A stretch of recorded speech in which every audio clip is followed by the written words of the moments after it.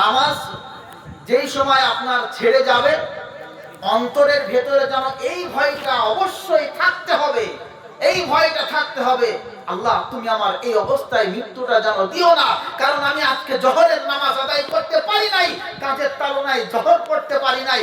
আল্লাহ এই অবস্থায় যদি আমার মৃত্যু হয়ে যায়, আল্লাহর নবী সাল্লাল্লাহু আলাইহি ওয়াসাল্লাম বলেছেন, লা দীনা লিমান লা সালাতা লা, যার নামাজ নাই, তার দিন নাই, ধর্ম নাই, ইসলাম নাই, কিচ্ছু নাই, কোনো মাযহাব নাই।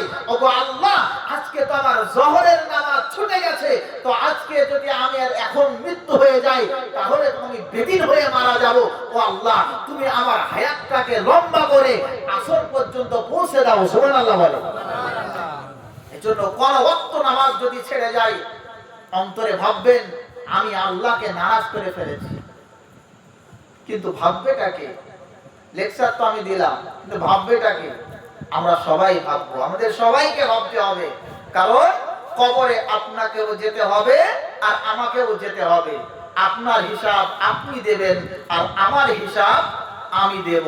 এজন্য ভাইয়েরা আমার, যারা নামাজ পড়বেন তাদের জন্য হিসাবটা সহজ হয়ে যাবে, আর যারা বেনামাজি তাদের জন্য হিসাবটা কঠিন হয়ে যাবে। বেনামাজিদের জন্য কবরটা হুফরাতুম মিন হুফারিন নার, জাহান্নামের টুকরা হবে।